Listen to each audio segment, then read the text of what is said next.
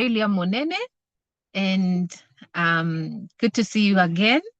I haven't met a number of you in a while, so I'm so happy to be here. I'm Aurelia. I'm the founder of Ada Africa and Africana Journal Club, and I'm really happy that over the years, actually, this is almost our 10th year. We have been journeying and accompanying many students, and this is a peer-to-peer space. So we don't look at a professional like we are professionals. We just say we are peers in learning. And today I'm here with you as also a peer learning every day about research. So a bit of my background. My background is in development studies and health, and I have a master's in development studies, majoring in social policy. But I'm also doing another master's almost there, and I look forward to doing a PhD. So today's topic is also important to me because as I'm thinking of my PhD, I'm thinking of the topic, the question, and a huge disclaimer, I'm here today not as a professional, but as someone interested in the topic. Therefore, I invite discussion. Feel free to stop and add. Feel free to stop and correct with love. Feel free to, yeah, just come in. We are learning together this topic because I think this is one of those topics that you can never be super at because research questions are many, research areas are different. So what I present to you today is what I've learned from experience because I also work as a full-time development consultant, and part of my work as a consultant is to do research. So karibuni sana, and good to see you all from different parts of Africa. Okay, so we will get started with the topic. And so I think this is a topic because every time members join our, so let me go off camera now that you've seen me. So every time members join our learning space, which is on WhatsApp, one of the questions when we did a poll that came up a lot was the idea of how do I develop my research topic, but also the question. And so we extended it to the question because you have to transition from a topic to a question, because then the question it becomes the focus of your research throughout. Okay, so then we thought if this is the thing that is coming up many times, let us address it today. Of course, not to say that this is the last time we are doing it. We always encourage members in the group to also come and present a topic. So even you seated there today, you feel free to present any topic you'd like us to understand better. And they always say the best way to learn research is through teaching. So the more you teach something and not looking for perfection, the more you teach, the more you get better at it. So, so really is looking at how do we transition. So today is a transition topic. How do we transition from a research topic to a research question? Because most people get stuck at the topic and never quite move to the question. And therefore, when you don't have a very clear question for your research will become very difficult. It will be very difficult to design good objectives. It will be very difficult to have a focused literature review throughout. It will be very difficult to collect data that you really need. And then when it comes to answering the question, then you will have challenges in synthesizing all these data. So that's why today really understanding how do we make that transition. But before we make the transition, it's important to, because we are transitioning from a topic to a question, it's important to also see how do we get the topic. So getting the topic is another whole issue. But I just have a slide on how do you get the topic, but the focus will be how do you transition to the research question. Okay, so the topic, but let me before I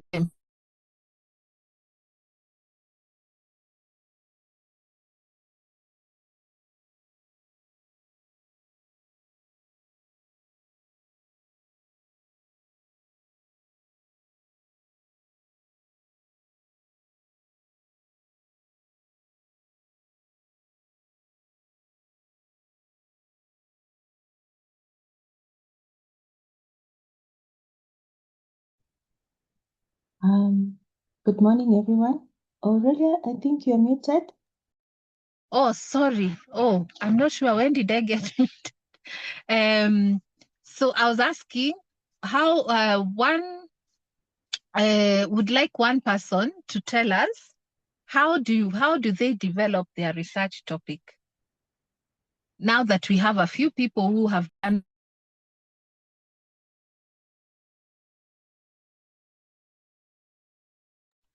because we have a few people who said they are doing their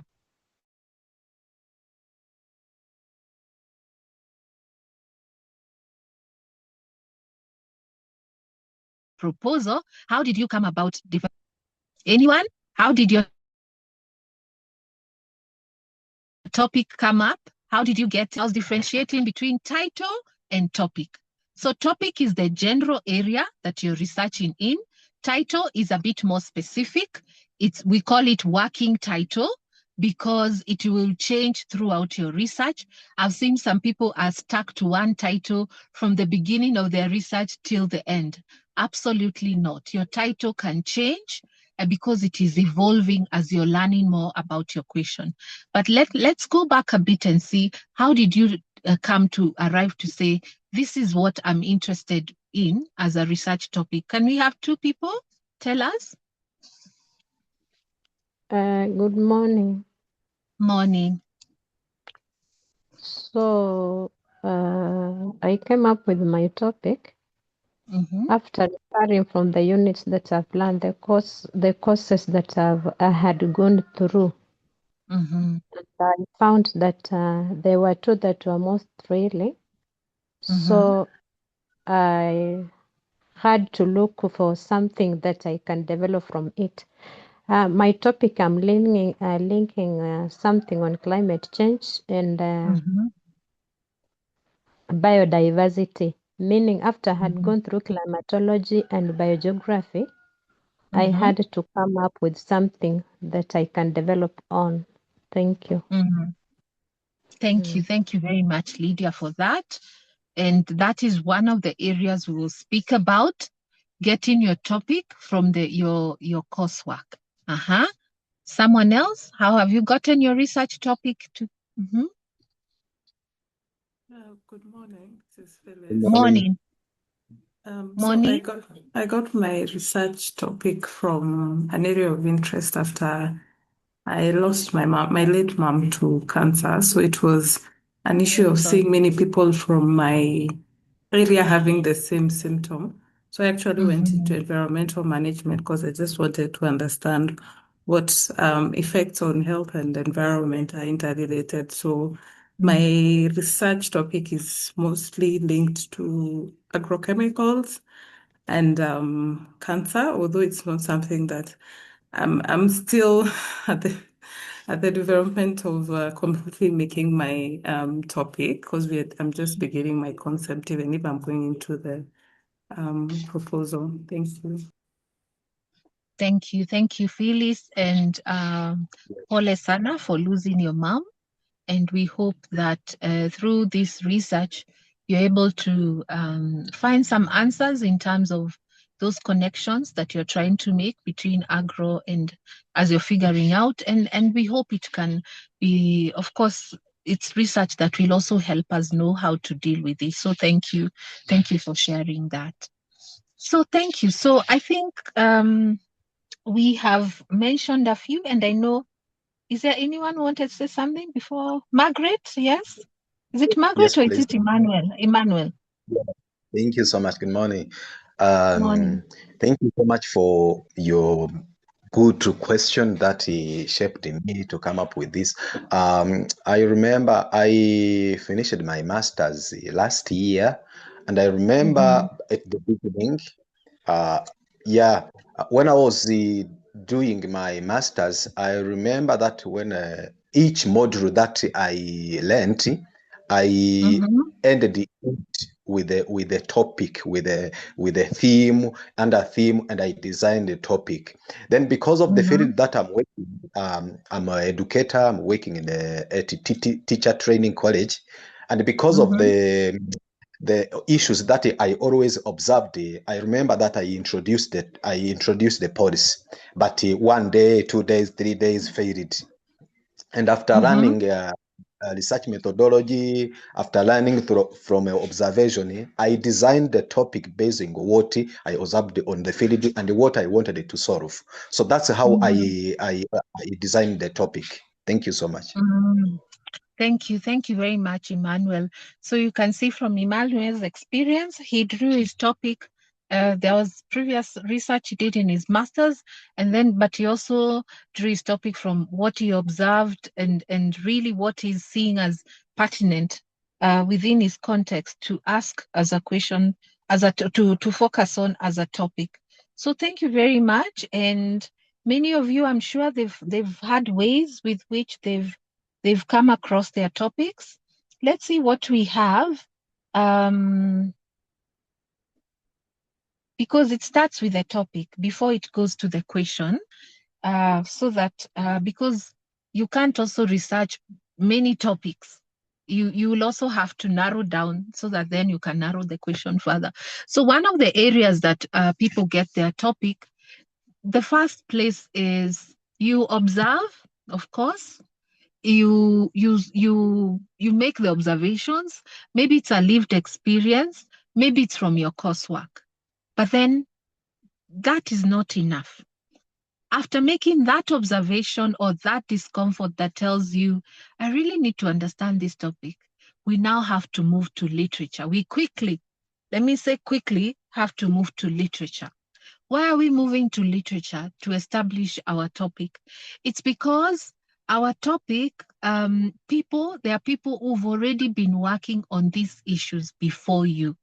They may not be completely specific to what you want to do, but generally within, whether we look at the topics on health, the topics, even like the one Phyllis mentioned, there's always people who've been working on these things. So a good starting point would be to find out what have people been talking about in this area. And that's when now you start stepping into literature. You start looking at peer-reviewed journals. You start scanning some reviews and seeing what are people talking about? Which questions are they asking? What is concerning people about my topic? So you start broad, you start scanning things. You even can read the newspapers, read some policy so that you have a broader view of the topic. You understand it from a policy perspective, from a legal perspective, from a lived experience, from an empirical perspective, from a research perspective. Then now that gives you a broad understanding. Where are we in this topic? Especially that question of where are we? Where is the current debate in my topic? Because you don't want to start your topic in the debates that were in the 1980s or in the 90s or early 2000s. You want to establish where are we with this topic? If it is the agrochemicals, where are we? Where have we come from and where are we now? So that now you have a good understanding. And that is quick reading. You're scanning literature and you can even Google. Sometimes I just Google current status of knowledge in this topic or a systematic review of this topic. Then it gives me a sense, oh, this is where we are. This is what people are talking about. Revisiting your coursework, sometimes people disconnect their coursework from their research. But the reason we have for masters and some PhDs, you do coursework before, is to position you well in that particular discipline and help you know who are the theorists, what are people talking about in this discipline, and that kind of gives you a lot of knowledge. Remember, for a master's, coursework is 1 year. For even for some PhDs, it is 1 year. So that's a lot of knowledge that helps you really understand where are we in this topic and where can I focus on. The other area that you can get your research topic is to mine areas of, when you read research papers, there is always a place written future research sections. And especially if you look at systematic reviews, because systematic reviews consolidate many studies together. And then at the section where they say future research questions, that can also be an area you start looking at. Oh, this is where now people in this topic are thinking we could look at in future. That's another place you can get. And then eventually, as the topic is emerging, because there is no, even if I'm saying you're transitioning from topic to question, these two processes are happening sometimes at the same time. As you're looking for the topic, you're also almost developing the question, going back and forth, looking again at the topic, looking again at the question. So the question will also be driving the topic in a way. So I wouldn't want you to look at these two processes of, I now have a topic, I now have a question. Remember that you will keep going back. Topic, maybe this topic is not what I want to focus on. Question, I developed the question. It is not so clear. Let me go back to the topic. So it will be back and forth between question and topic until when now you sit down and say, I think I have a good topic that I can focus on. And the research question, that back and forth really helps you. So these are the few ways you can get topics on top of what we have had, lived experience, what you're observing. But the point I wanted to make with this slide is you have to use literature. My mentor, Professor Okwani Auma, always told us, anytime you enter a research topic that you're interested in, think of yourself as sitting in a dinner table. You're seated at a dinner table with people who've been talking about health or whatever topic. And at the dinner table, you want to hear, what have you been researching on? What have you been researching on? And then you'll ask yourself, based on what all these people at my dinner table have been discussing on, what then can I talk about? That's the beauty of going back to literature. Okay, so I just wanted to make that point so that, because I've seen some people just start a topic, they don't know the current debates, they don't even know the main people who are talking in that topic. Right now, I'd like to do a quick exercise as we move. Do you know the main voices that are in your topic? Can you name a few, and especially Africans? If anyone can, please put on the topic. Do you know in the topic that you're researching on or thinking about, who are currently pushing the discussions? Who are the main voices you're hearing? Do you know the voices that are critiquing a lot?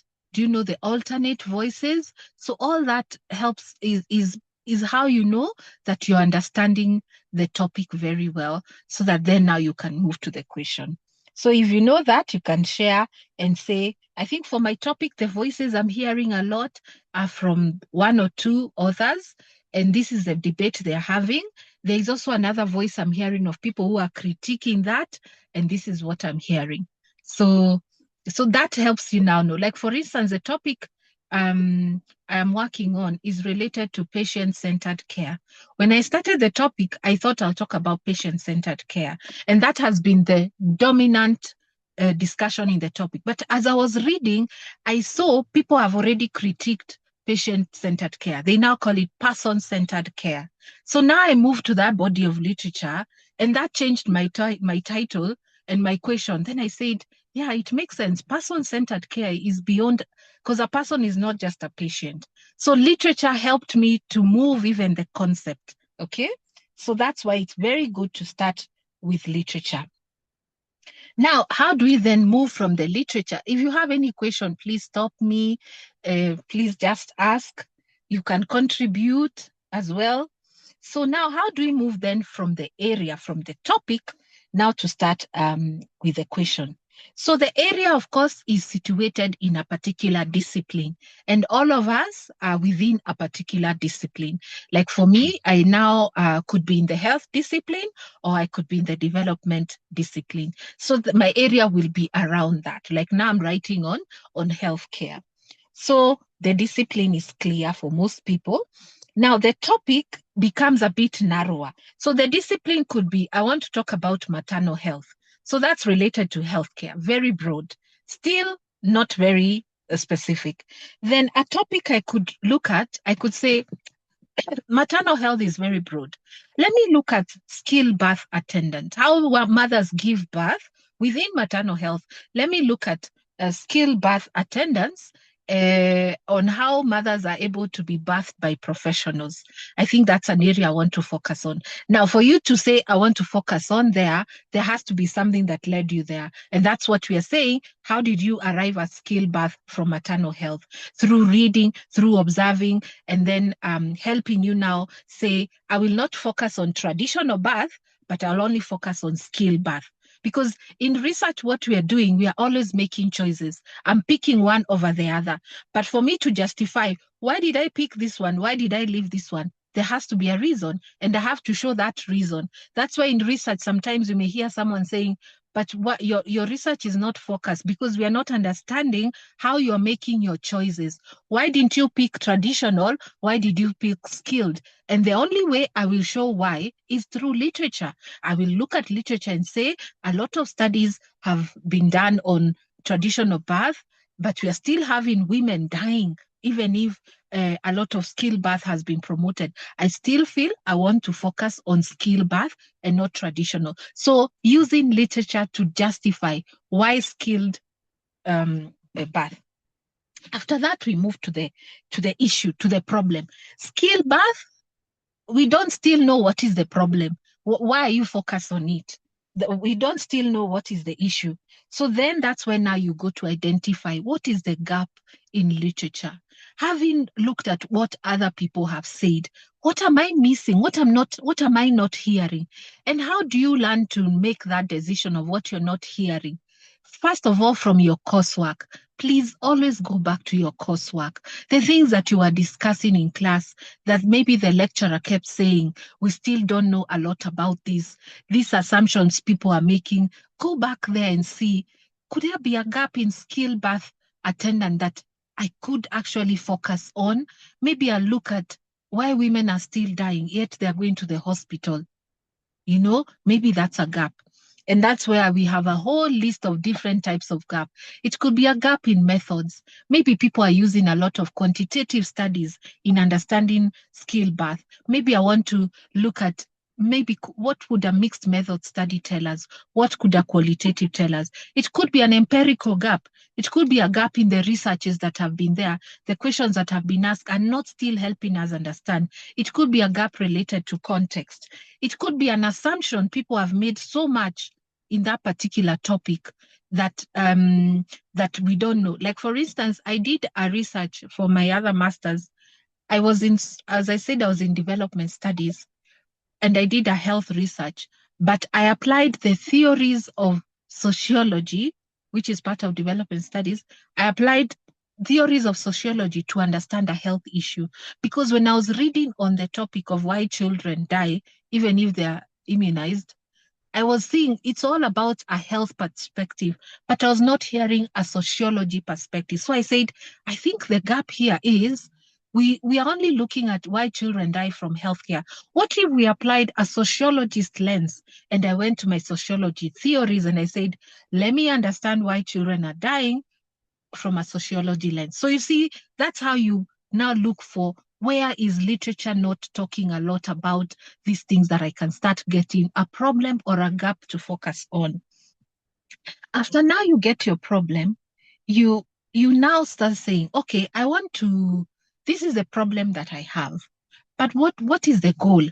Like, for me, I was very interested in why are children still dying, yet we have this immunization of under 5. Why are they still dying? And especially in the urban poor slum. So that I really wanted to understand that and contribute to the body of knowledge of why children die. So that when healthcare providers who are doing policies come in, they will always say, let's look at the sociologists. What are they saying? And then now when the aim is clear is now when the question becomes very clear. And we'll start looking at, I have examples of how to tell a clear question and an unclear question. So you see the journey you're making, it looks like it's a linear journey, like step 1, step 2, step 3. But even in reality, you're going back and forth. You start reading, you start designing the question, then you realize, no, this gap is not clear. You go back again to reading. So this process goes back and forth. And this is why the proposal stage is all about this. Those who are in their proposal stage, it is establishing your topic, It is establishing the clear gap and coming up with a question. That's what you're doing at the proposal stage, so that now when you go to the panel to propose, this is the research I want to study, you have an answer to what is the study about, why is it important, how are you going to do it? Those 3 questions have to be answered by a proposal. What is the issue? Why is it an issue? How are you going to study? And the how is the methodology. Okay, so that helps you now see, and maybe you could be having a problem on one of the areas. Maybe the gap is not clear. So it helps you see what is not clear in this. Is it the topic? Is it the gap? Am I not clear? Why am I doing this research? Okay, so I see a question from Huseini. Imoru, let me say Imoru, please go ahead. Yeah, thank you for the opportunity. Good morning. Morning.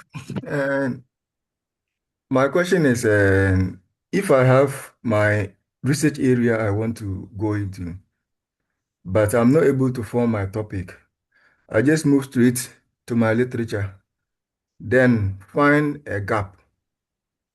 So from the gap, can I form a topic around the gap and then continue, or it's necessary to get a topic before you now move to your literature? Thank you. That's a very good question. So I would say the beauty of getting a bit of the topic clear before the gap is because it guides you to what you're going to read. Okay, it guides you, because otherwise you might spend a lot of time wading through tons and tons of literature. So number one, I would say, let me start from the beginning. There are many research topics in the world, and they will never end, and they won't end with our masters or our PhDs. So what does it mean? A researcher has to make a decision.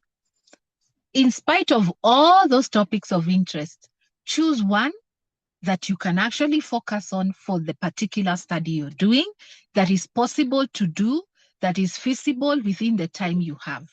So that now you have a topic that you also have access to literature on. So that now when you're going to look at what is the problem, you can start from somewhere. Otherwise, what will happen, you will search on your databases and you will have so many research problems, but they're not rooted in any particular topic. So then it will bring you, for most students, it will bring you a lot of confusion. But I'll say also a disclaimer. If you have been doing a research in a particular area and you know it very well, you can already go to the gaps because you already know. Like for me, I've researched quite a bit on the topic of maybe gender, on development studies. Sometimes I don't have to start with topic because I can quickly know these are the gaps I've been seeing in the area and I can pick one of those. But if you're new in research in that particular area, I would say pick a topic so that when you now start looking at your databases, you immediately are going to skill birth attendance. You're not starting with problems in, because then you will take a very long time to even understand where are we in this topic. Okay, so I will not say an absolute no, but I'll say it will be easier to pick a topic, then go in. If you don't find anything interesting, you can pick another topic and then still go in. Then you can go a bit deeper. Okay, I don't know if that answers your question. Yes, please. Thank you very much. Okay, but as I said, this is a back and forth process. You go, you get even a question, you come back again. Okay, so what are the common challenges? Let's start with, why is it very difficult for people to make that transition from a topic to a question? So the first is very broad topics. Okay, some people still remain very broad. They still remain at the discipline area. Like the example I showed you, someone could still remain at maternal health. That is still too broad. And someone will ask, what do you want to study in maternal health? Because maternal health has thousands and thousands of topics.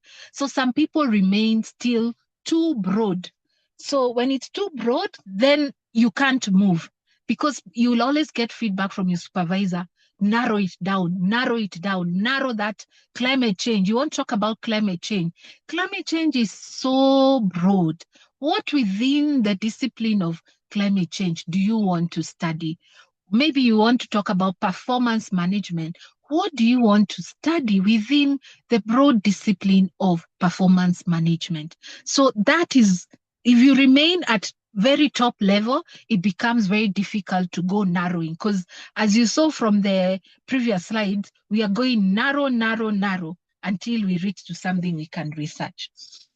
Also, the transition from the area to the topic to the question is made difficult when we don't have a clear gap.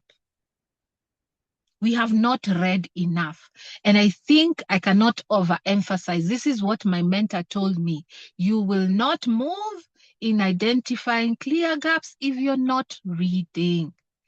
Reading, writing, thinking.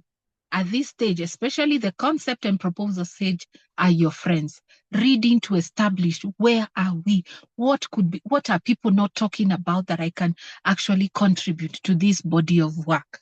So not having a clear gap becomes a problem. So the topic and the aim and the question are not aligned. You are just repeating, there is a blur. Someone cannot differentiate the question, the aim, and the topic. They all look like they are the same, and they should not be the same. And you will see how is a question different from a topic. Okay, so the student states the same idea 3 times, but then it's not building up. You're not narrowing it down until we're able to see this is the topic, this is where we are doing it, and this is the question. Feasibility is ignored. Another challenge. You take a topic that is very difficult to finish in 2 years of your master's or your PhD. You can't access the data. You pick a topic, you will never reach the participants. And last year, I spoke about preparing for fieldwork. Preparing to collect data these days, we don't even call it field because it's associated with extractive research. When you're preparing to meet the community to produce data with them, the preparation of who you will speak to starts with when you're starting your research, not when you're starting to produce that data. Because what will happen, if you've not invested in building relationship before your study, you're going to release your questions and nobody is going to answer them. As I have seen with many students, even in the journal club, people come and say, please tell members to answer my questions on my study. And I'm like, but are these the sample group? Are we the sample group you intended for your study? They're like, no, just tell them to help me. No one wants to answer my question, because the investment in who you will speak to has to start from this stage. So if you pick participants who you will never access, they will never have time and day for you, then it will become very difficult, even how you will move with your research there. So the feasibility, maybe the ethics are too complicated. Like for my university, I wanted to do a topic on sexual reproductive health, and they said, no, we don't give ethics for topics on sexual reproductive health.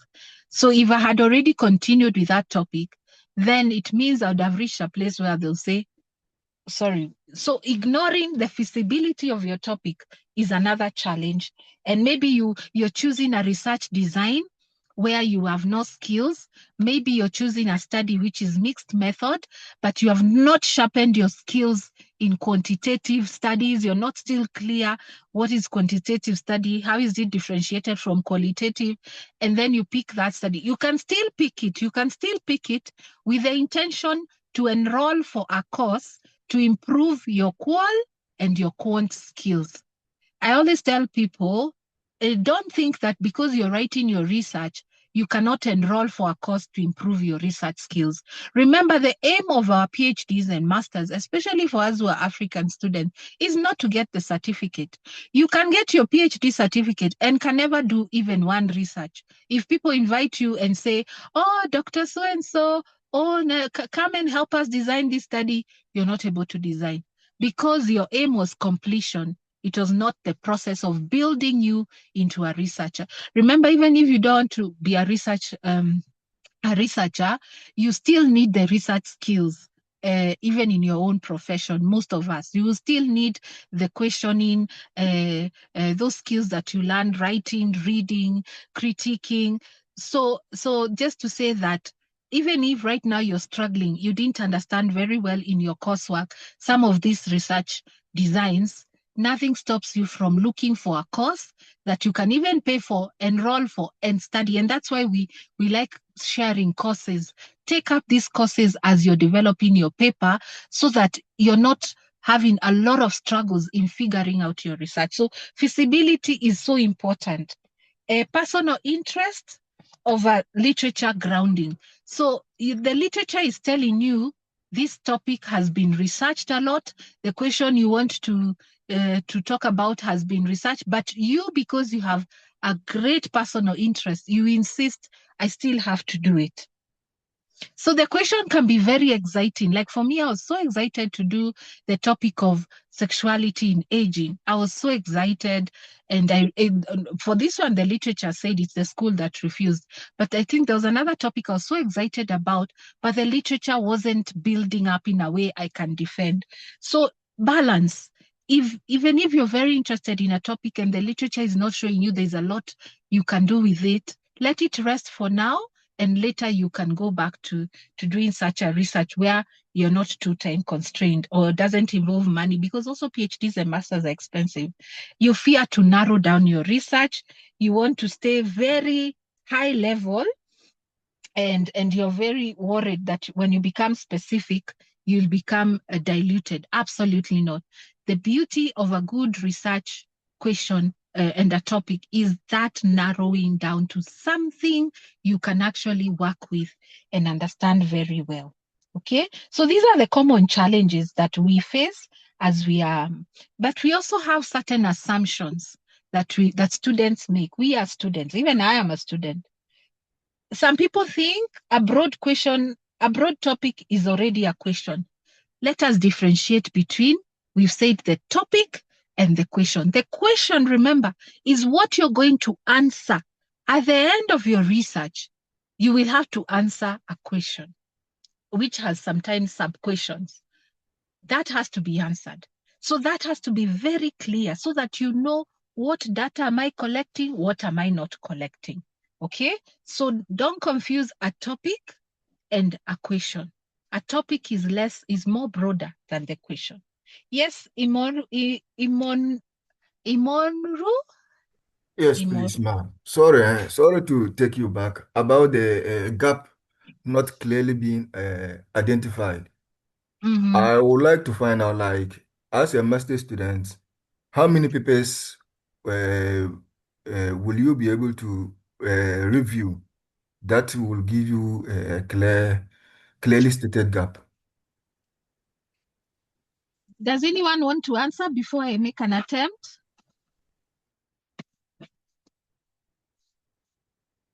Please repeat the question. Sorry.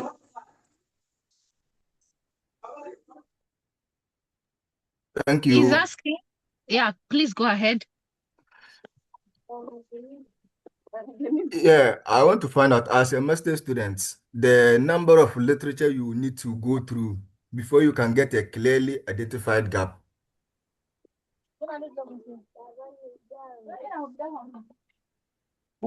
Yeah, I can try. Yeah. I can try. I would have advised, there are several stages, levels of research, whether it is surface level or whether it is contextual level or whether it is strategic level, and your original idea. That determines the level of research material you first of all read. So it's not about just saying that number, but it depends on the nature of your topic and the question you have. Thank you. Thank you. Thank you very much. And I fully agree. And I think this comes to what we're about to read right now. It's not about the number.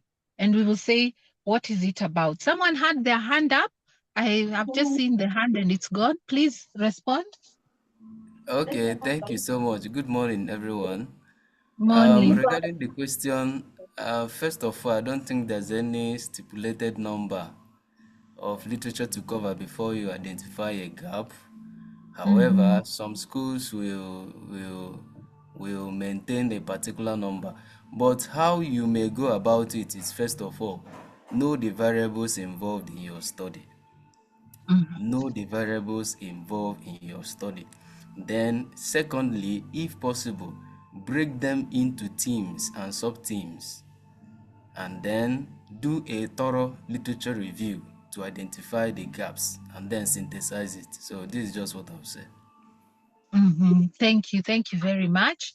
And I think all those responses are going to help you, but also answer what we are also looking at, because I think part of that is the assumptions we make that more reading equals more. Now I'll get a better gap because I have read a lot. Okay, so thank you for that. So let's see what we have. So we've said sometimes people confuse the topic is already the question. Okay, remember the topic just speaks about the subject. The question is the one now specifying the variables. It is specifying the population. It is also specifying what is the relationship between these variables that we want to investigate. So differentiate topic and question. Topic is just the subject, but then question goes deeper to who, what is the variable, how is the relationship, how are we investigating it. Another assumption we students make it is interesting to me, therefore it is researchable. Remember, a strong question must be feasible. It must be novel. Novel means it must give us some interesting insights contributing to that body of work. It needs to be ethical and needs to be relevant. And we are going to look at the FINA criteria. So interest is not enough. There has to be beyond interest. There has to be feasibility, novelty. When people were at the dinner table, now when they've, as I told you, the concept of the dinner table, when they ask you, tell me, Imoru, what do you want to study? And then when you say their topic, they're like, oh, that's interesting. We have not had that perspective in the body of work. Okay, so that's the novelty. What are you contributing so that people now are like, oh, we didn't see this. Like when I wrote my master's studies on looking at the sociology perspective of healthcare, for those people in healthcare, they were like, oh, we didn't even look at it like this. So just something small that helps people jog their mind like, oh, wait a minute, we haven't had that before. Another assumption students make is more reading automatically produces a gap. And I think that's where your question was. But what is the reality? A gap comes from active synthesis and critical comparison of studies, not the volume of reading. And this is so important. That's why I think the first skill that a master's or PhD student or a scholar of any level has to really ground themselves on is how to read scholarly work. It is a skill that we are not born with, but it is a skill that we can learn. Because the way you read scholarly work is very different from how you consume social media, okay? Because scholarly work has, after reading, you have to look at all what you've read and synthesize. What does this all mean? What are the issues am I hearing? What am I not hearing? What is dominant? What is not being spoken about? So you read asking questions. So you can read a lot, but because you did not read with a question in mind, then now you still don't have the gap. Okay? So like the other day, I can give you a practical example. So I'm working on that other master's, which I have done for years. And the supervisor said, now for your literature review, you need to do the literature review. So now I said, okay, I'm going to do person-centered care, not patient-centered care, because the literature showed me they've already critiqued the patient-centered. That does not mean I can't draw something from that literature. But now I ask myself, now for this literature review, what will I write about person-centered care? I said, I need to hear the perspective of the patient themselves. I need to hear the critiques. I need to hear the people who are promoting this perspective. I need to see how it's played out in Africa. So all those different types of literature were helping me. So I downloaded all of them. Now I'll be reading that during the weekend, this weekend. And it will really help me to understand what is the current status of knowledge on person-centered care from different. So I'll synthesize it. I'll break it down and bring it together again so that I can see what are the gaps that are emerging that I can speak about person-centered care. So it's not about reading, it's about synthesizing and then asking questions. So sometimes people also assume the question is fixed once it is written. No, research questions can be altered. As you continue reading, your eyes open. As people continue asking questions, your eyes also open, your ears open, so you go and change your research question. Okay? Methodology can be chosen after the question. You cannot, because sometimes I meet people and I say, oh, what's the methodology you're doing? Oh, me, I'll do a survey. And I ask them, but what is your research question? I'm still figuring out. So I'm like, how did you arrive to do a survey before you're clear on the question? Because the question is the one that guides you on your research design. Okay? So people make an assumption that I'll start with the methodology, then work my way to the question. Absolutely not. Your question is the one that tells you, for this particular question, this is the design, the research design I can use, because you can choose a design that will not answer that question. Okay? So question, wording, and feasibility design are decided together. So as I'm writing the question, I'm also determining the methodology. But don't just say, me, I'll do a mixed method. Why? Because our school says we do mixed method. But is your question going to answer? Have you designed your question in a way that it's a mixed method study, or it's because the school said? Okay, so there has to be alignment in that. Okay, any questions? Stop me. So we look at the FINA. I think most of you know this. It's highly taught in school. Characteristics of a great research question. It has to be feasible. So look at your time, look at your budget. I always say, if you're financing your PhD and your master's, please choose a research that is not expensive, that is not going to cost you money in terms of time, in terms of actual money. You have to hire many research assistants. Please look at your budget so that you do something. Remember, I started by, there are many topics in this world, and this is not the only research we will do. So choose something that is easy for you. The main thing is not about the research per se, especially for us who are in school for masters and PhDs. I think the main goal is the research, and we hope it can produce results that can make a big difference in the world. But I also think the main work, why we are doing research at this level, is to grow our research skills, is to become a good researcher, to design good studies, to ask good questions. That is what we are being prepared for. Later in life, you can now go and write proposals and get funded and do all the researches you wanted. But for now, do something that you can finish, do something that you have access to data. It will not require a letter from government, a letter from another government institution for you to do this research. Otherwise, it will become too complicated and you'll never finish your studies. Then the other level of a good question, it is engaging you as a researcher and you will live with it for months. Research questions that are beautiful, that are great, are interesting to answer.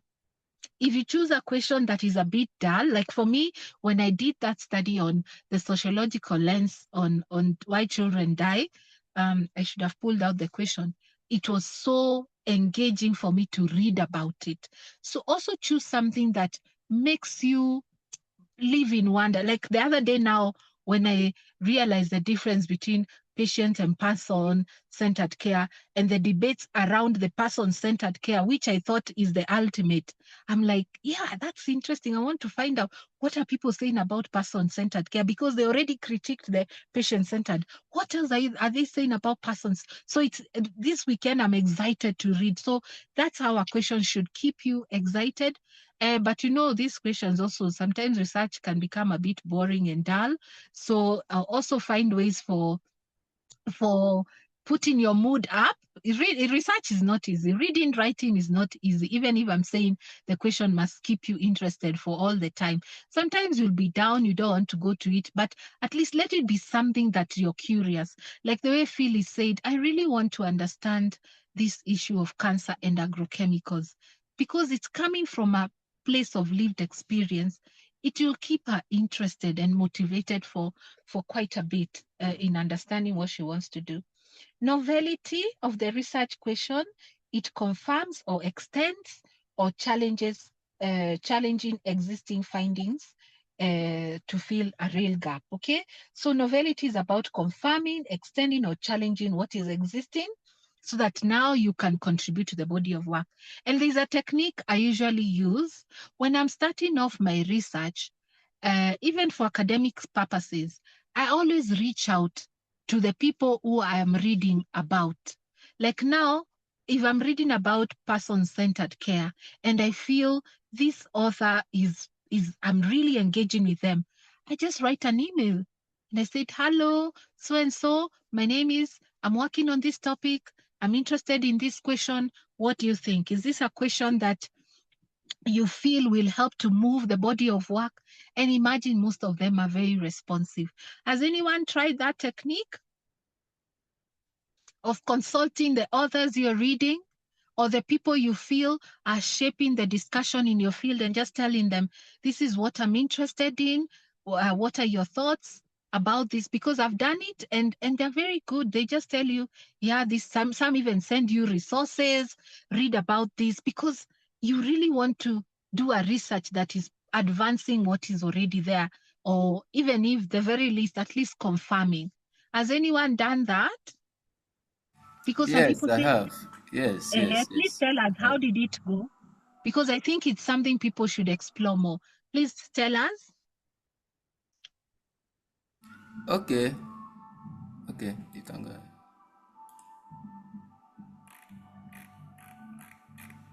Yeah, tell us, how did you go about it?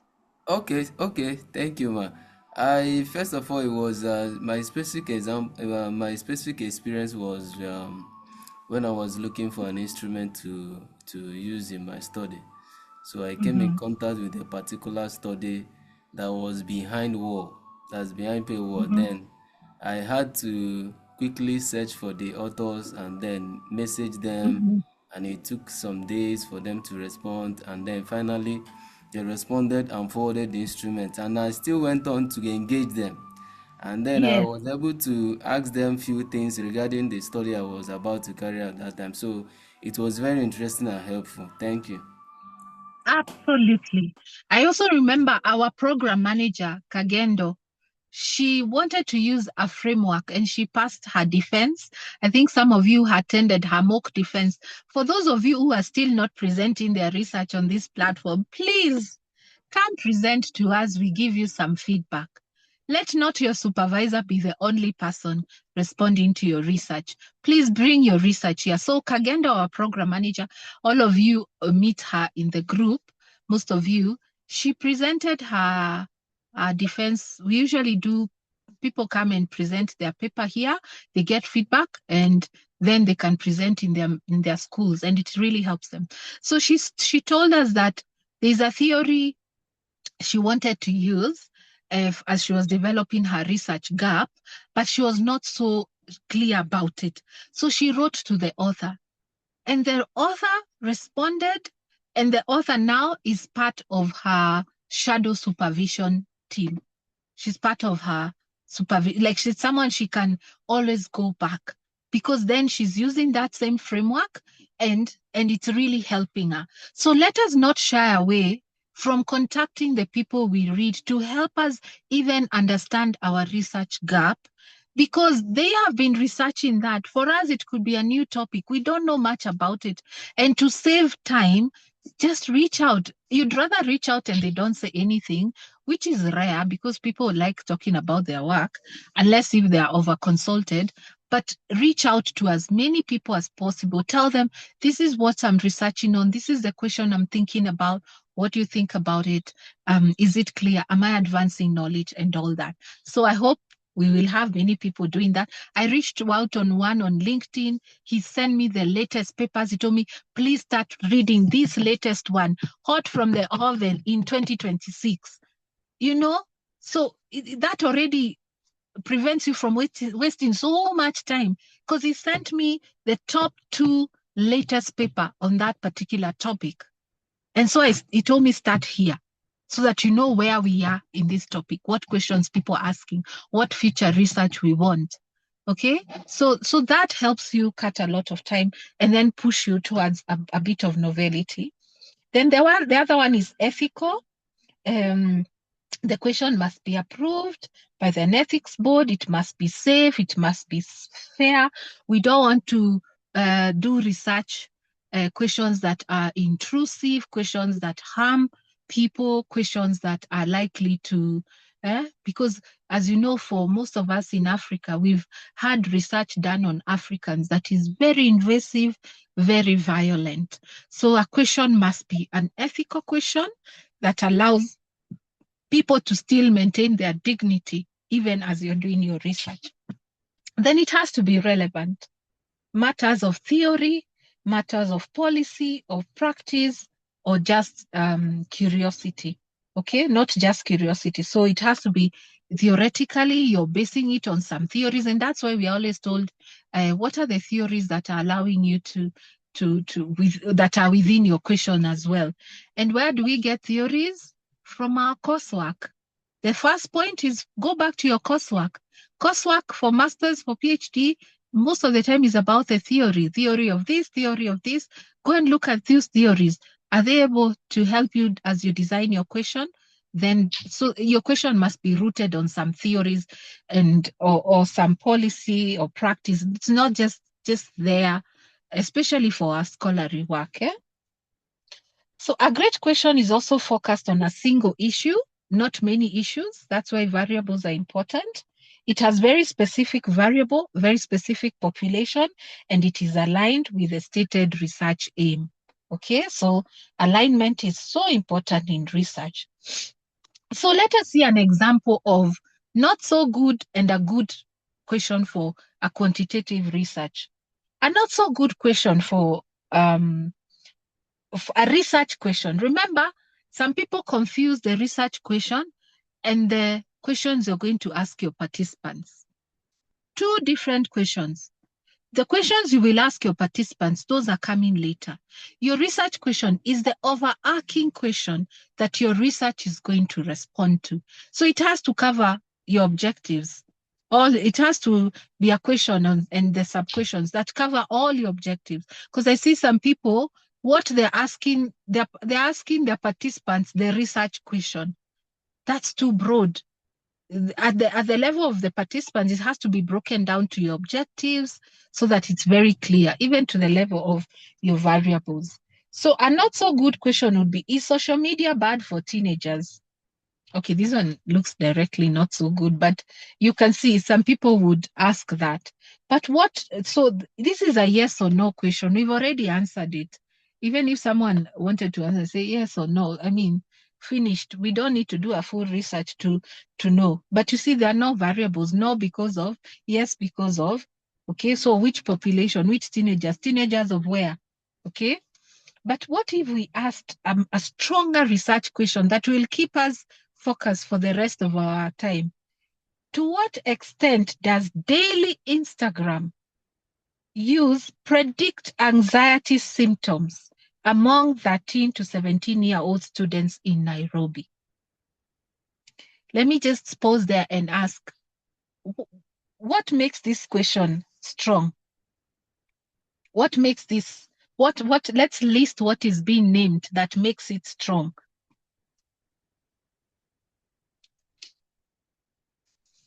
What is being named? What can we see? Yes, Mariam. I think it's specific on the age category, like probably 13 to 17 years, but the other was just talking about teenagers. So I think this research question is specific to the category of population that it wants to study. Thank you. Absolutely. So the population is clear, because when you say teenagers, what age groups are we talking about? Because then we also want to know who did you sample.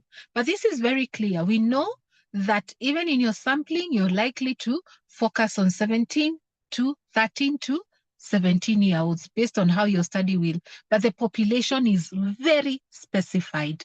Like for me, my own study, the one I'm doing, the one for patients, person-centered care, is on aging, is on old people, but I had to specify 60 and above. I'm talking about 60. I'm not talking about 59-year-olds, 58. I'm talking about 60 and above. And I had to justify in literature why 60. So even the person to write this 17 to 13, they have to say, why didn't you do preteens? Why didn't you focus on 18-year-olds? Why didn't you focus on 12-year-olds? They have to have justified that. Yes. Enameka?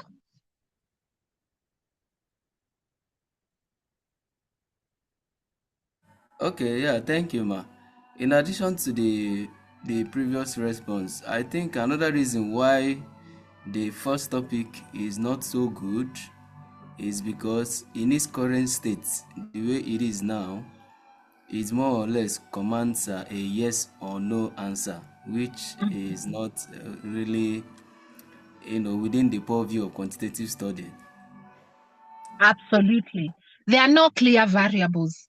We don't know what relationships they want to explore. But in these other questions, we are seeing, to what extent does daily Instagram use? Then we want to check that relationship with anxiety symptoms. So now we know, even if this person is going to be reading, they are not going to be reading everything about social media. They're going to go straight to Instagram use, studies on Instagram. And they're also going to look at, in terms of their dependent variables, they're going to look at studies on anxiety, prediction of anxiety symptoms. Very specific, because if your question is too broad, even your reading will become very broad and vague, and you won't even know what to write on your literature review. So thank you very much. Ediomu? Thank you very much, madam. Another thing that I also say, apart from being specific on the anxiety symptoms, the researcher is also interested in a particular area that is specifically Nairobi, because these things may come from place to place. So the researcher is also trying to be very specific, talking about Nairobi in particular. Thank you. Yes, absolutely.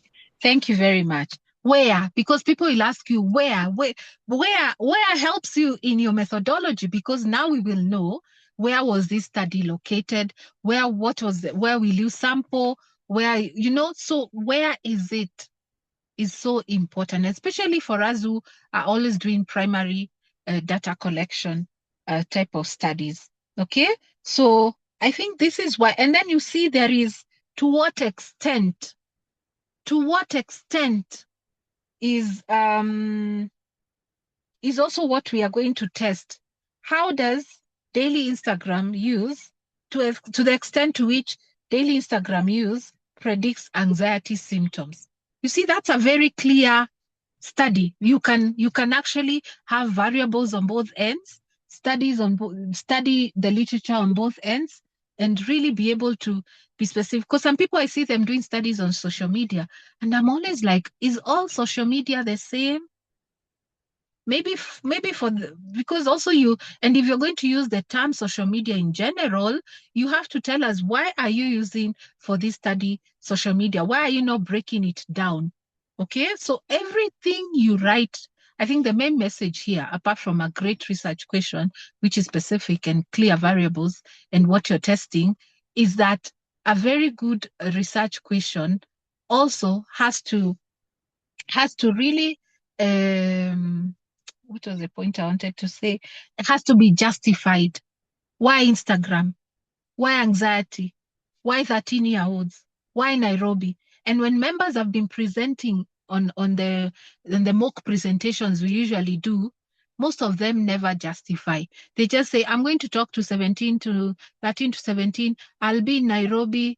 I'm going to be, but then you're asking, but why? Why? How did you arrive at this? And literature will help you do that. Okay. So even for my own study, because I'm looking at 60 plus aging in the urban poor, my supervisor had to ask me, please justify, why did you not look at rural?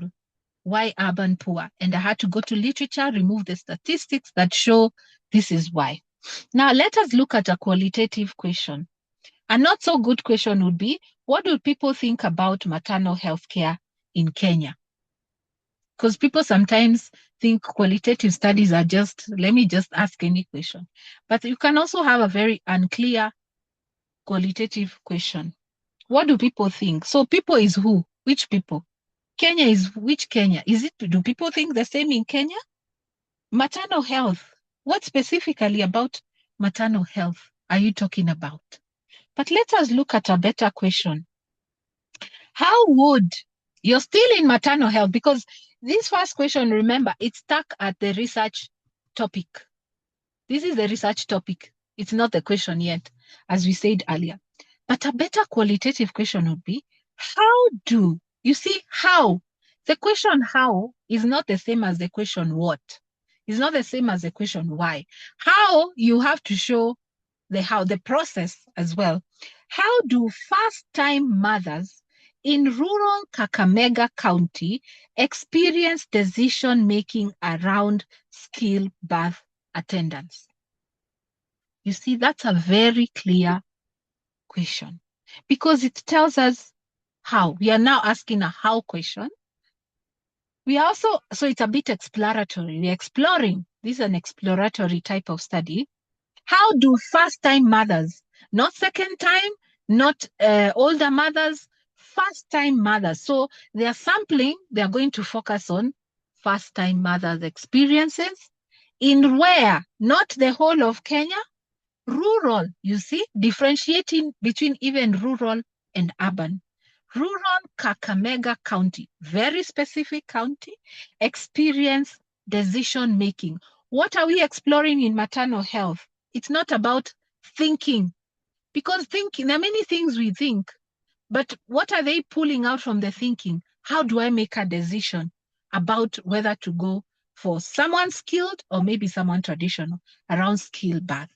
So you can see that specificness. And in there, for them to come up with this question, this is someone who has read, then they have justified why they will focus on this area. So clear population, clear place, lived experience, and then knowing that because I'm asking how question, it's about lived experience. So I'm going to use a phenomenological design study for my qualitative research. So you see the differences. I just want to hear from, we're about to wind then. I want to hear from people. Are people, let's even from chat, are your questions looking strong like this? Of course, everything can be made better, including these questions I'm showing. But are most of us having questions that are as specific as this? If you look at your current question, those who have already designed their questions, let's see by the chat. Are we there or we are still not very clear as this? Continue putting on chat. What about a mixed method study?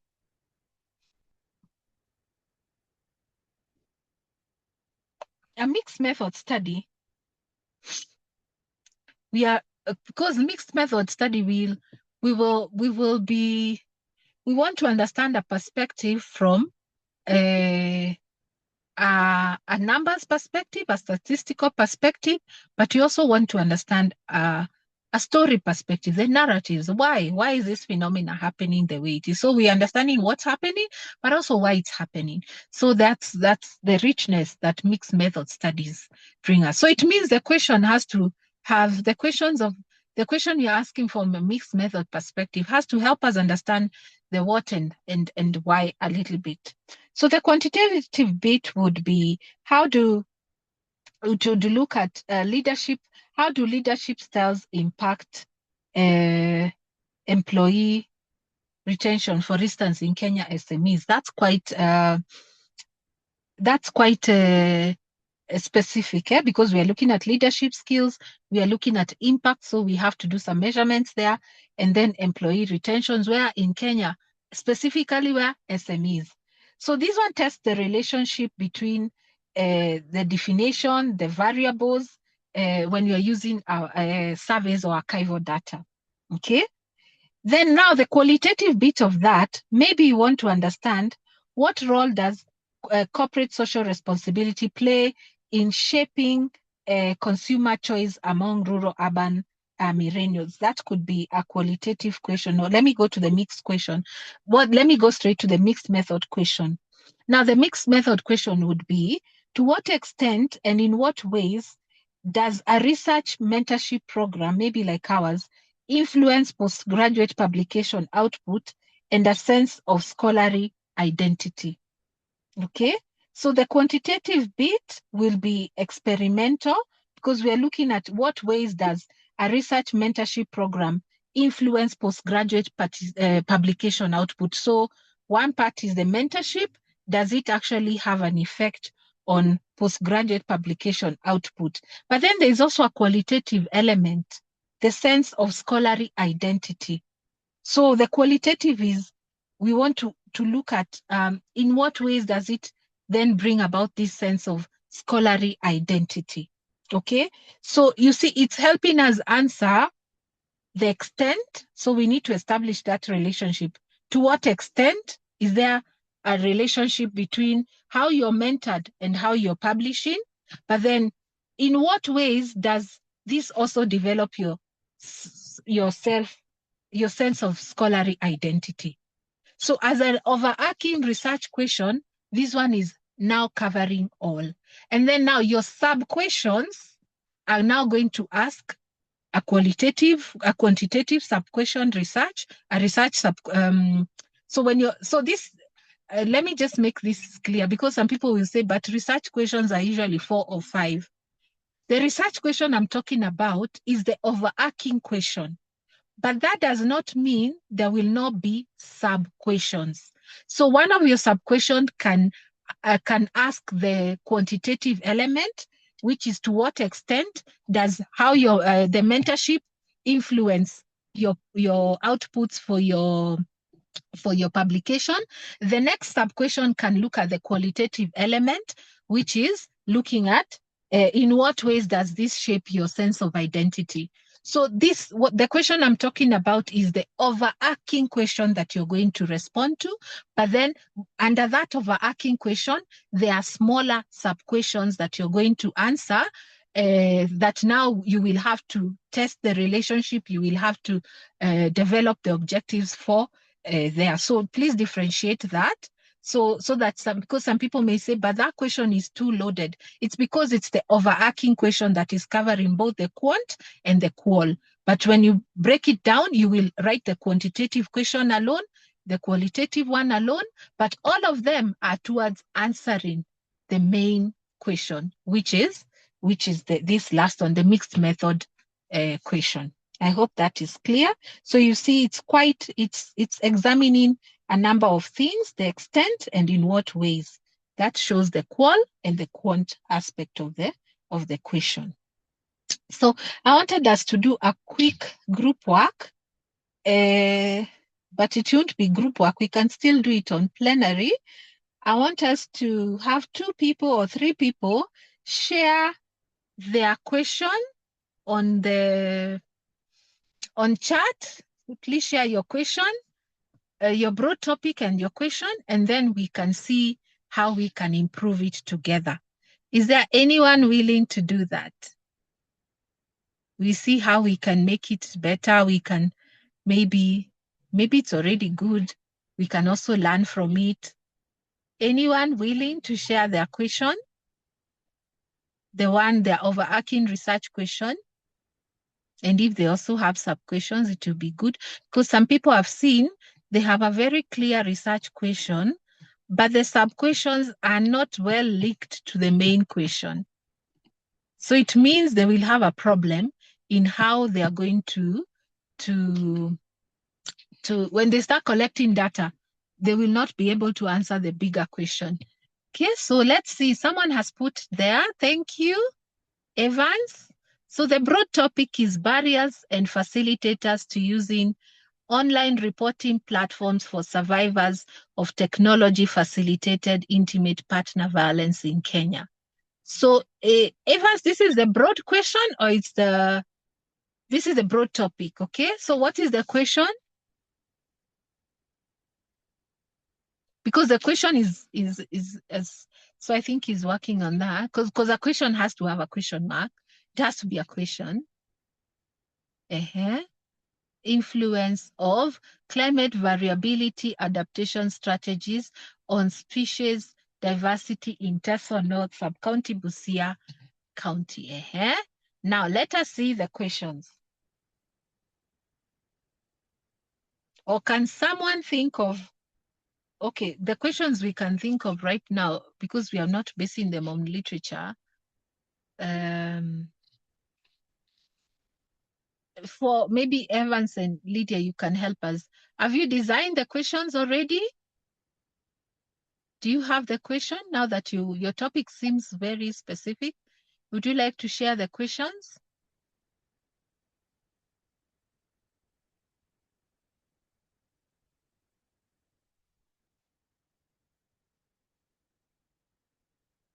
And what are you learning from their topics? What are you learning from their topics? Anyone, can you unmute? What are you learning? Because there's a lot we can learn from their topics. Hello, good morning, team. Yes, good morning. Yeah, I am Evans Chesia. Yes. And currently I'm at the proposed stage development of my research journey. So the following are my research questions. One is what forms of technology facilitated IPV are experienced by survivors in Kenya? And then two, what barriers prevent survivors from using online reporting forms? And then three, what factors encourage or facilitate the use of digital reporting systems? Maybe I can copy them in the chats, if possible. Yes, so that those who are notable, yes, please copy them. And have you presented these already, or you're in the journey to presenting them? Not yet. I'm still refining the proposal. Okay, thank you. Any comments on the questions that Evans is thinking about? So you have seen his topic. So from what I heard, your first question is, what are the types, what are the forms of technology facilitated violence, TPV? And then you're asking what are the barriers, and then what are the facilitators? Is there anything we can tell? Okay, he has even written them. Based on what we have discussed today, what do you, so do you have an overarching question?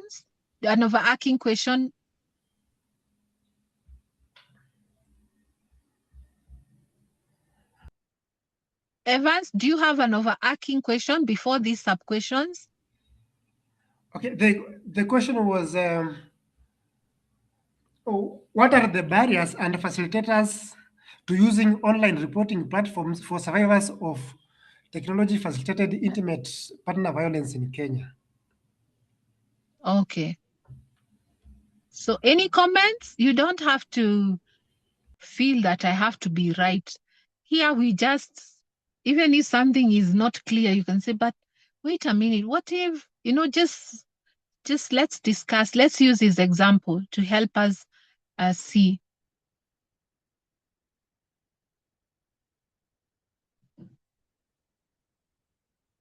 Anyone?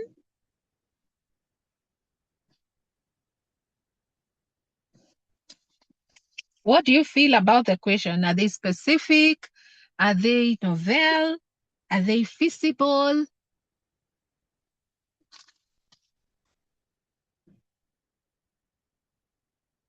Anyone? We learn best through examples.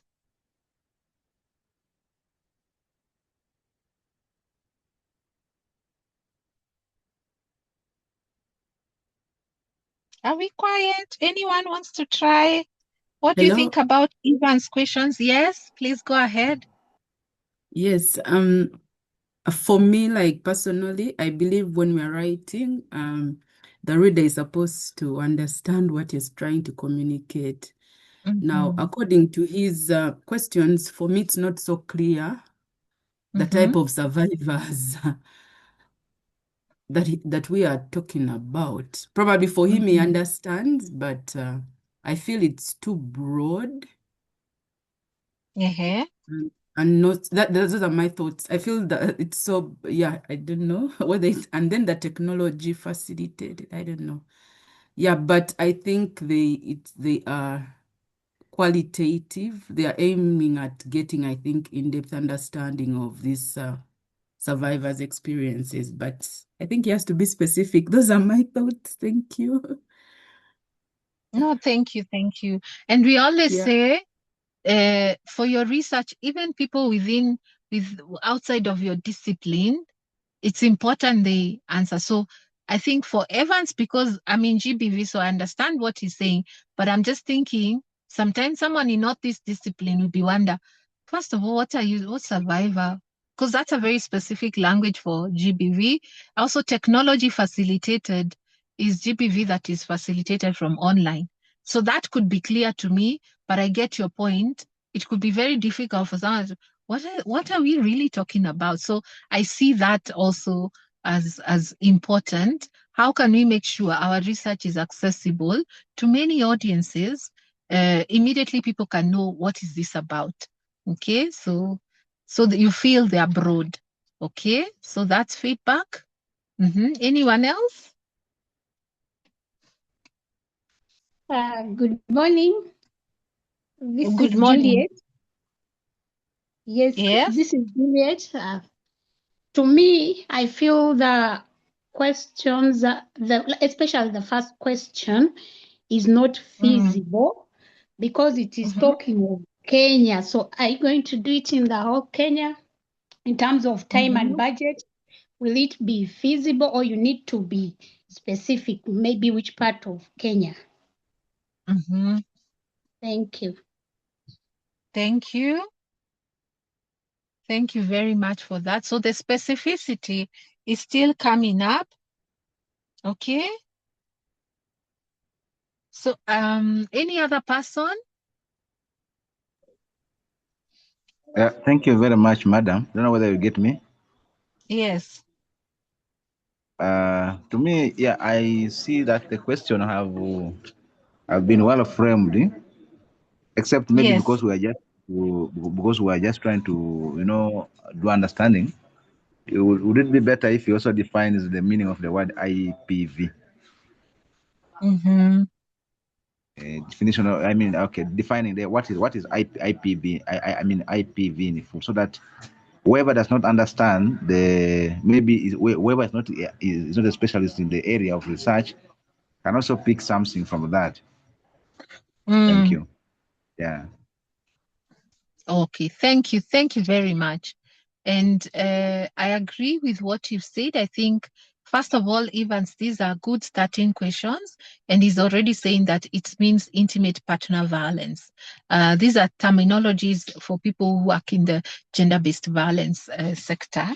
So these are good starting off questions. And you've moved, you've tried to be even specific because you're not only looking at gender-based, technology-facilitated gender-based, which is already very broad. You're looking at violence from an intimate partner. So there is an element of specification there. So I think from your questions, you're likely to get a descriptive study.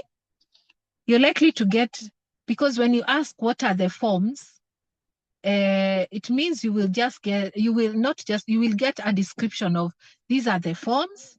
The other question, what are the barriers? You will also get a description of these are the barriers. But then also, if you look at the second question, there is an assumption you're making, Evans. What barriers prevent survivors from using online reporting platforms? already there's an assumption there is a barrier. I don't know if that is from literature that you have established.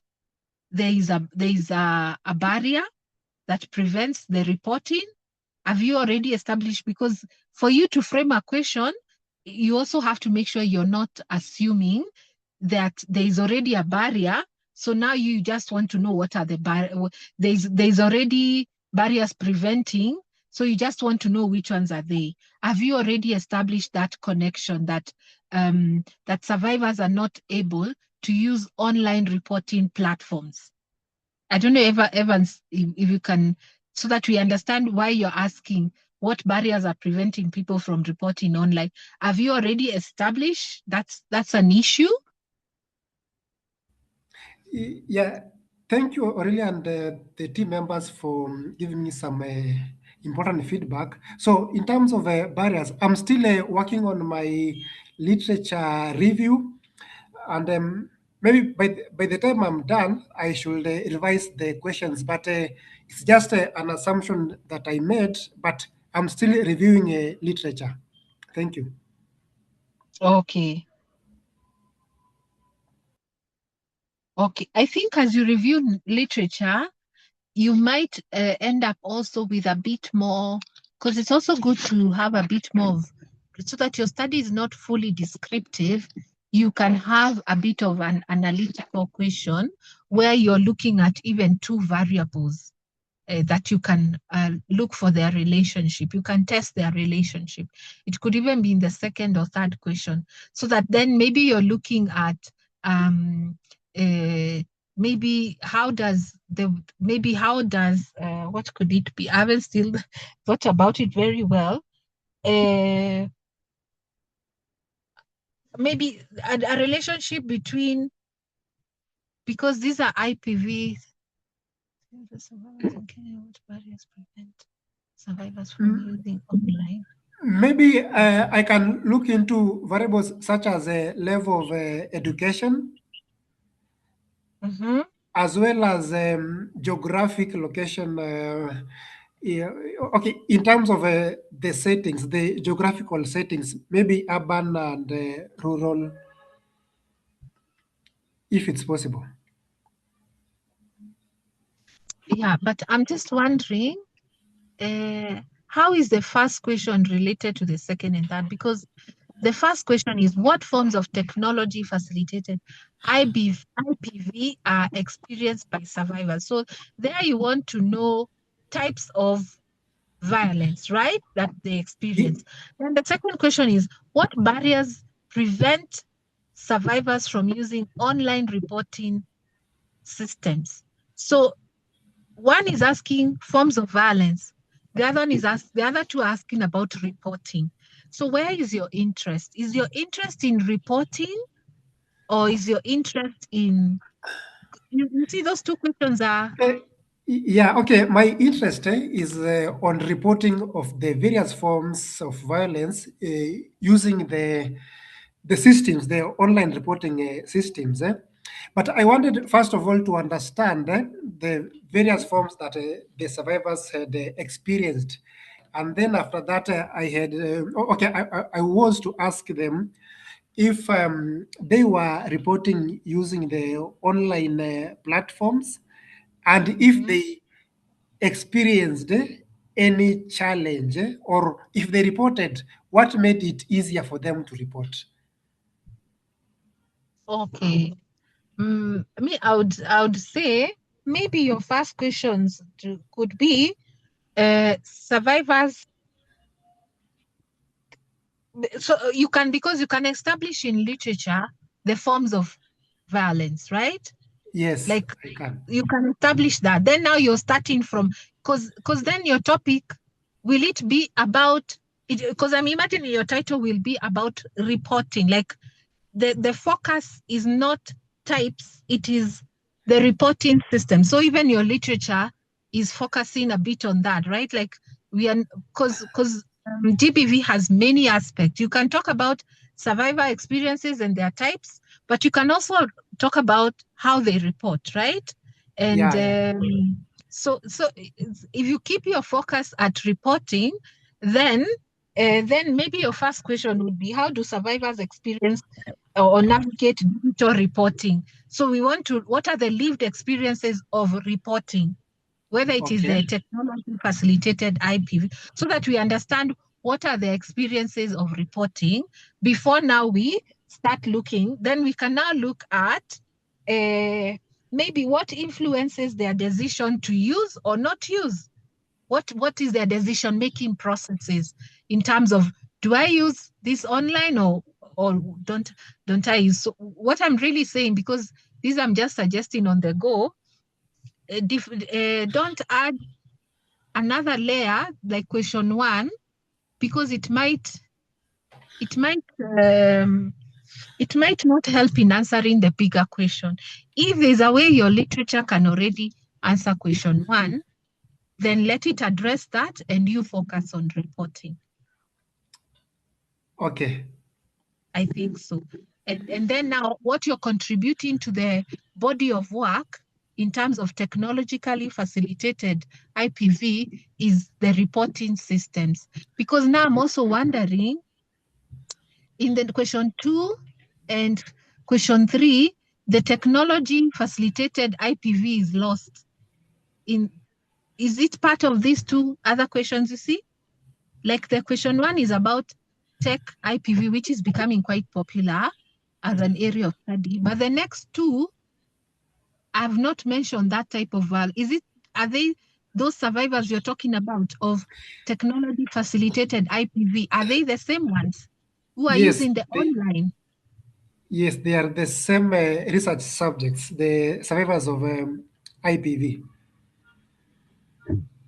Which is technologically facilitated. Yes. But you see there now, I've not read about the topic, but I'm just seeing a contradiction.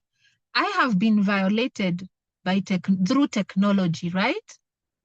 Now I'm putting myself as a human being. I've used technology because, for those who don't know, technologically facilitated IPV is like where, but correct me if I'm wrong, Evans, you have a relationship with an intimate partner and they use the online space to violate you. They can share your body parts, maybe they can share your intimate photos, or they can release things that discredit you. Is that the type we are talking about, Evans? Yes, Aurelia, you are right. So I'm just thinking, if I have been violated through technology, am I still the one who is expected to go and report through the same technology? You see, I'm just thinking as a human being, already the tech I'm already online. My intimate body parts or whatever are already online. Am I expected to also think that I can, and which is this online platform? Is it a specific platform? Why are we reporting online? So I'm just raising questions now from an ethics perspective. If that's the same channel I'm expected, because then I also don't have faith in this system. Maybe I never want to be online again. You can see what I'm saying, Evans? I don't know.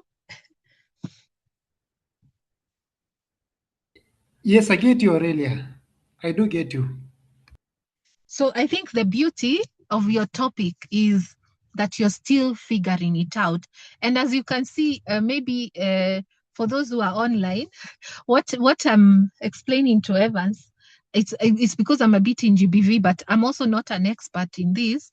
But this is the questions you'll be asking yourself as you're designing your question.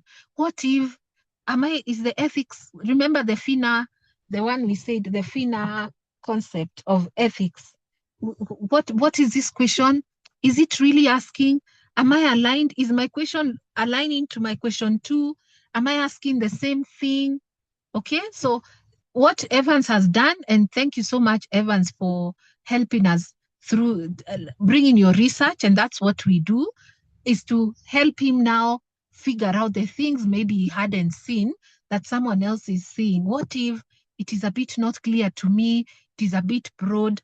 So I just want to say, Evans, thank you. I hope you're not overwhelmed.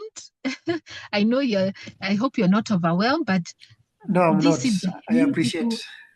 Yeah, this is the beautiful process of sharing your research. And that's why my mentor always told us, don't keep your research as a secret. Give people to look at it. Even in the research group, share. This, maybe some people think others will take the work, but people can't take your full research question unless they want to research on it. Put it on online, or you can send it to me and say, this is what I'm thinking about writing, but I'm not clear if it's making sense. Ask someone else. So don't keep your research a secret, because what Evans has understood today will really help him as he's thinking about the questions so that he can do better. So even for us, let's not shy away and just leave our supervisor. Some of our supervisors will only see our paper after 6 months. In between, who is giving you feedback?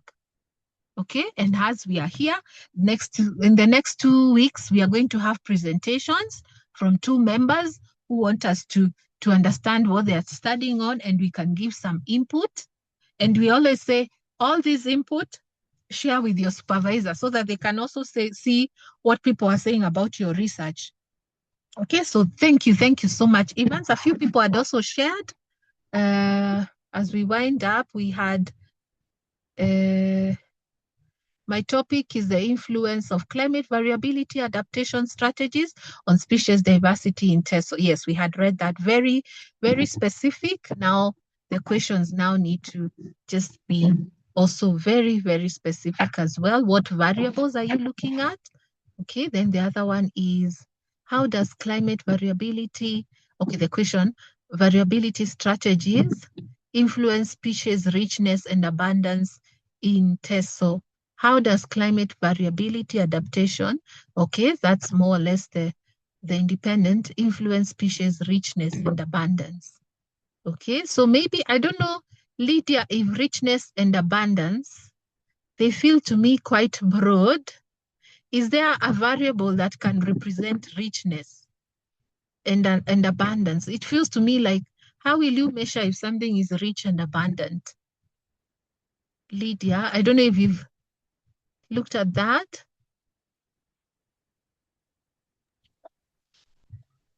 The topic reads, influence of climate variability on species diversity in Teso North Sub-County, Busia County.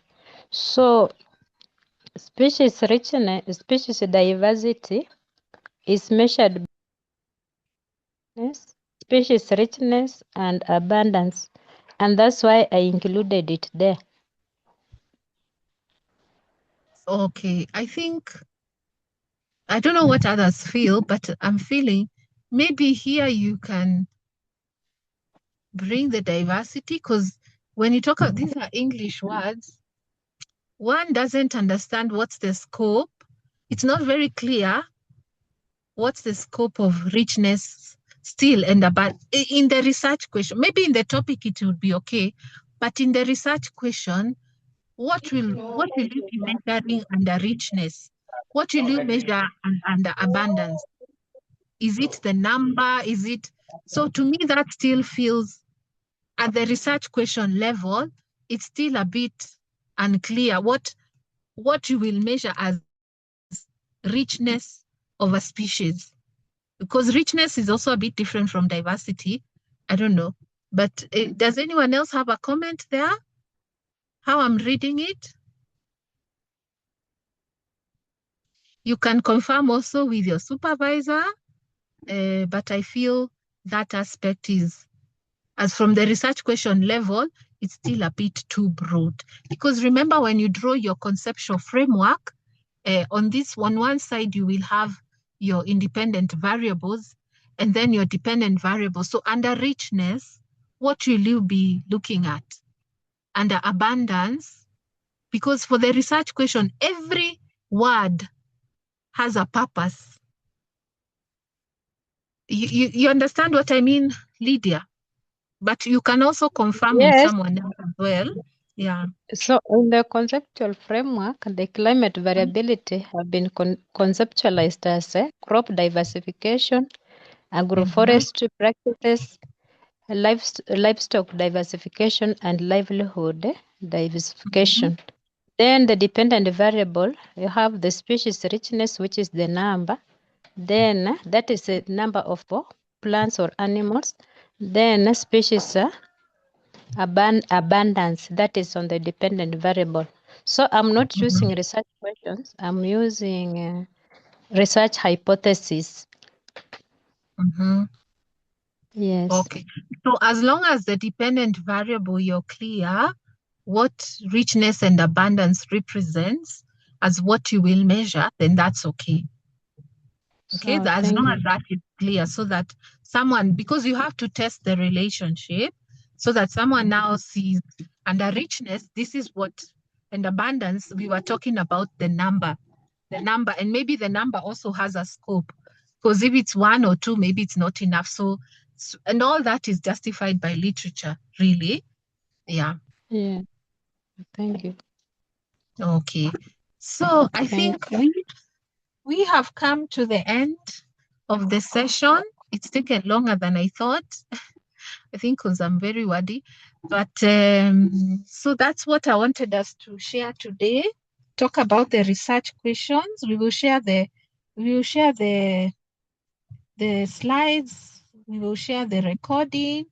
Just to mention, this is just a teaser.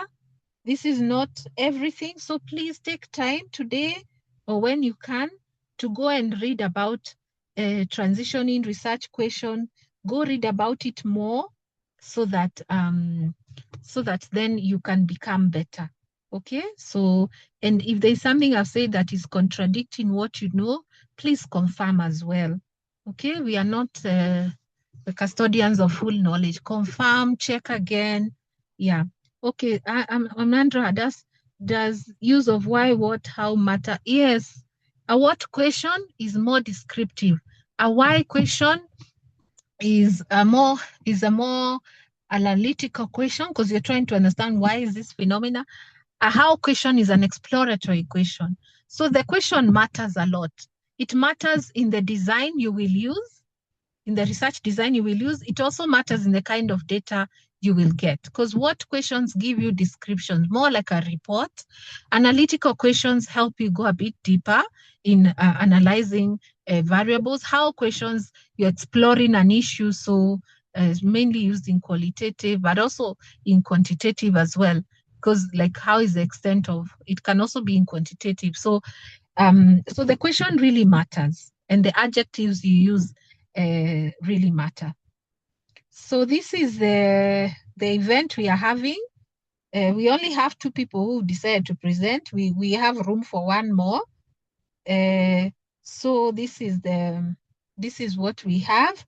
It's going to be on Saturday, 29th August, 12 minutes per presenter. Okay, we have 3, 12 minutes per presenter for 15 minutes feedback. As I told you, many people have benefited from this because when you practice something, when you present your research to us strangers who are online, who you can't even see, definitely you'll feel a lot more confident, hopefully, when now you are before your own audience, okay? So as I told you, our program manager, Kagendo, and others participated, and the other day she passed her defense with minor comments. So really, it's a very useful practice. So I just want to say thank you very much for being here today, and I wish you a lovely time, and let's continue talking in the group.